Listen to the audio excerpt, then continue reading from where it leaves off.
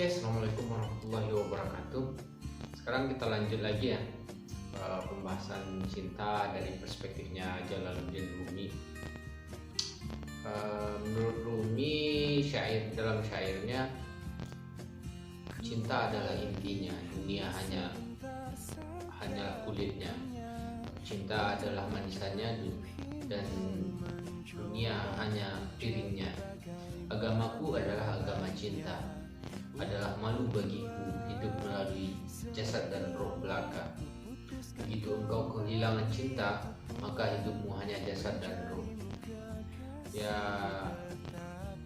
nggak ada nilainya gitu, karena semua yang dilakukan itu dasarnya tanpa cinta, dasarnya itu barter gitu, dagang, kayak dia dagang gitu. Modusnya bukan modus cinta gitu. Nggak ada keinginan untuk memberikan yang terbaik untuk orang lain, cuma egonya apa yang aku dapatkan setelah aku mengerjakan ini, apa yang aku dapatkan, terus kalau aku ngasih ini terus imbalannya apa gitu. Kayak gitu hidupnya biasanya orang-orang kalau Anda perhatikan dalam kehidupan sehari-hari, mereka selalu diliputi kesuraman, kemurungan dan ketidakbahagiaan. Gak peduli hartanya banyak atau sedikit gitu.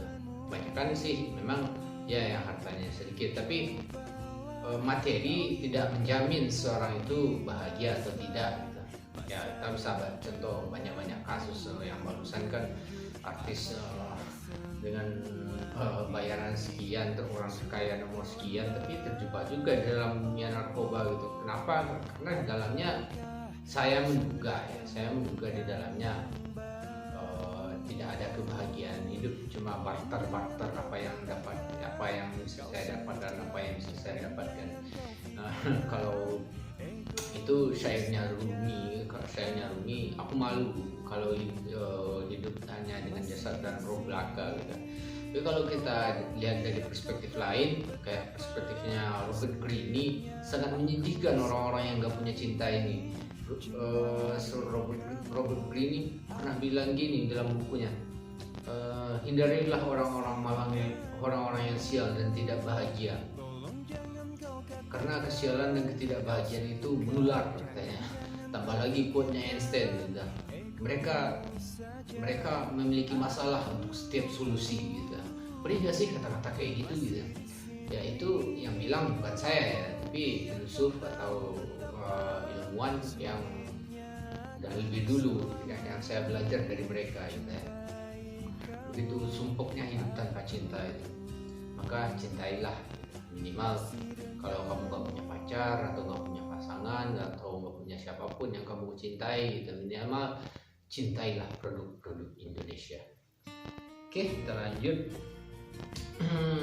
dengan menganalisa pendapatnya Rumi di atas itu. Sekarang saya jadi mikir gitu, kok masih bisa-bisanya kita memakai uang sebagai alat transaksi untuk menilai sebuah, entah itu upaya, daya gitu, ketulusan, keikhlasan, loyalitas, itu diukur dengan uang gitu. Kayaknya menurut saya udah nggak relevan lagi dengan keadaan zaman dan teknologi yang ada sekarang gitu. Mungkin dulu awalnya uang itu juga dibuat dengan cinta, karena memang dibuktikan banyak kemajuan yang dihasilkan dengan diciptakannya uang gitu. Namun sekarang sepertinya trennya berbeda gitu. Kenapa berbeda? Banyak kontradiksi ya, banyak ketimpangan dengan uang ini dibikin gitu. Kayak gimana sih menilai keseriusan seseorang dalam bekerja, ketekunannya, keuletannya, kesungguh-sungguhannya, terus digaji, dibayar aja pakai uang gitu, yang lembaran kertasnya enggak ya seginilah gitu. Mungkin lebih bernilai kertas ini daripada uang 100.000 gitu secara masanya itu.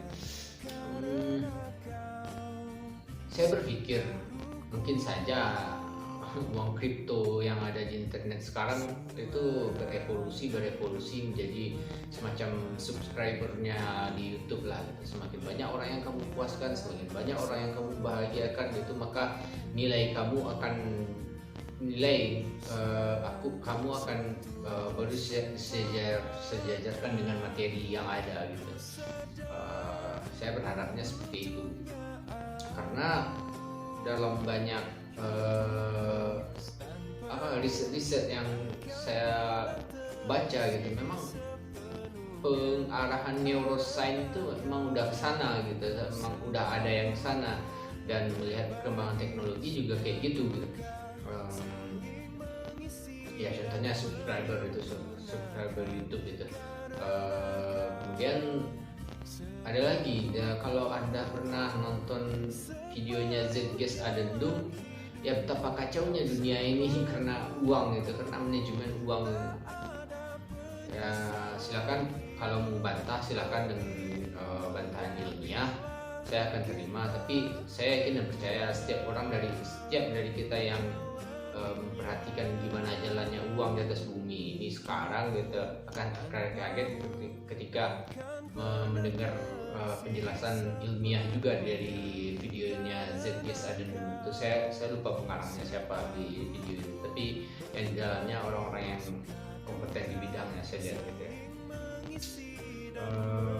Maksudnya cinta itu gimana? Kemarin kita kan udah bahas ciri-ciri cinta itu ada ikhlas, ada tanpa paksaan dan lain-lain sebagainya gitu. Modusnya itu ya intinya bukan kayak dagang gitu loh gitu ya.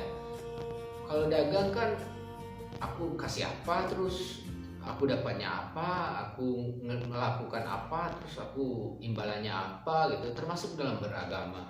Dalam beragama pun menurut saya dasarnya pun harus juga cinta. Tanpa cinta nanti jadinya pemaksaan lah, atau penistaan agama lah gitu, atau pelanggaran HAM lah, macam-macam gitu. Jadi dalam beragama pun, entah itu dalam hubungan antar manusia ataupun hubungan dengan Tuhan juga kayak gitu. Jangan sampai kayak kenapa sholat dua, karena berharap mendapatkan rezeki yang dari pintu yang nggak disangka-sangka gitu. Ya itu salah nggak salah gitu, cuma saya rasa levelnya belum level cinta gitu ya. Kayak ya kan banyak lah gitu, kayak dosa di antara ada dalilnya dosa di antara dua umrah itu dihapuskan gitu. Ya udah bikin dosa aja terus umrah lagi gitu kan, kayak gitu. Kebanyakan pemikirannya koruptor gitu kan, atau korupsi 100 juta terus disedekahin 10 juta kan. 10 jutanya itu kalau dalam agama kan dikaliin 7 terus dikaliin 100, jadi 10 juta dikaliin 700 kan masih mending, masih lebih baik korupsi 100 juta ya, kayak gitu ya. Jangan sampai itu belum cinta, itu masih barter, itu masih dagang, belum cinta namanya gitu. Terus kalau masih ada di dalam pikiran tuh kita itu masih ada aku, kelompokku, aliranku, pikiranku, hasil kerjaku, nah itu belum gitu. Karena salah satu cinta itu ikhlas gitu. Kalau masih ada kata-kata aku di dalamnya, ya menurut saya itu belum ikhlas. Karena dengan menyampaikan kata-kata aku itu, ya secara tidak langsung kita mengharapkan imbalan dari apa yang si aku lakukan tadi gitu. Dan salah nggak salah gitu, cuma levelnya belum level cinta gitu. Bayangkan aja kamu mencintai pacar kamu kan, yang dituruti bukannya si akunya, maunya si akunya, tapi maunya orang yang kamu cintai itu. Begitu juga dengan beragama, dengan Tuhan, dengan lingkungan sosial sekitar kamu. Kemudian quote-nya Rumi juga mengatakan kayak gini, yang mentah tidak akan tahu keadaannya matang itu seperti apa. Penjelasan lewat kata-kata tidak akan membantu, karena yang dibawa Rumi ini dunia rasa gitu. Cinta itu dunia rasa, dimensinya dimensi rasa. Kalau kita analogikan, mungkin nggak bisa dianalogikan ya. Kalau kamu ditanya rasa asin itu gimana sih, atau rasa manis itu gimana sih gitu. mungkin kamu sendiri akan kebingungan menjawabnya. Manis ya manis lah, nggak asin ya asin lah. Mungkin ada yang sewot kayak gitu jawabannya gitu, karena memang ini dunia rasa gitu, hanya diketahui oleh orang-orang yang sudah merasakannya. Itu maksud dari penjelasan Rumi. Kalau yang mentah itu tidak akan paham bagaimana rasanya matang. Sekarang kan di media sosial atau di infotainment banyak tuh yang dibilang penistaan ulama bla bla bla gitu ya. Secara logika ya itu memang jalurnya gitu. Orang yang belum matang terus menistakan, mencaci maki orang yang sudah matang gitu. Itu memang jalurnya gitu. Lain hal seandainya ada ulama yang menistakan orang awam atau orang yang belum matang lah gitu. Ya itu baru patut dipertanyakan keulamaannya gitu. Tapi kalau yang belum matang menistakan yang sudah matang, ya di situ memang hukum alamnya gitu. Jadi usahalah kita untuk menjadi orang yang lebih matang. Dengan nggak usah, makanya kalau kita udah paham, nggak usah kaget dengan berita-berita kayak gitu ya. Memang kayak itu hukumnya, mau apa lagi. Kayak Nabi dilempari di Taif itu, ada dengar riwayatnya gitu, dilempari di Taif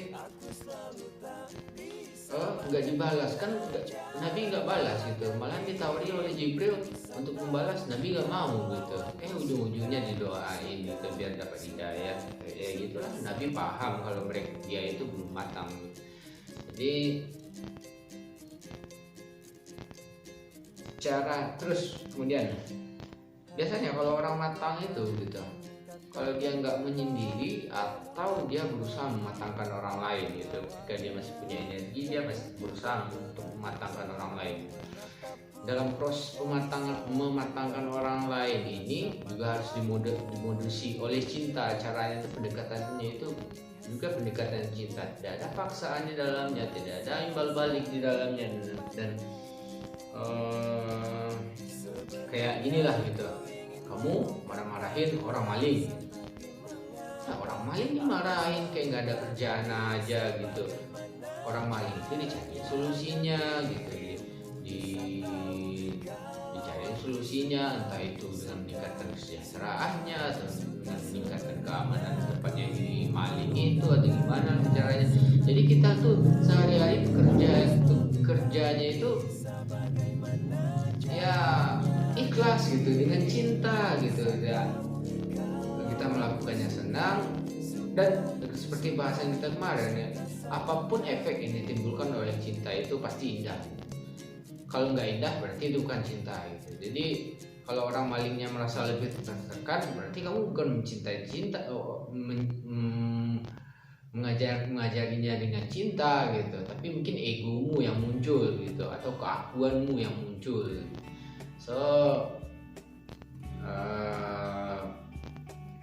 Ya itu yang disebut dengan matang, yang disebut matang oleh Rumi itu. Kalau masih marah-marah, gayanya marah-marah, ngamuk-ngamukan, ya berarti itu belum matang gitu.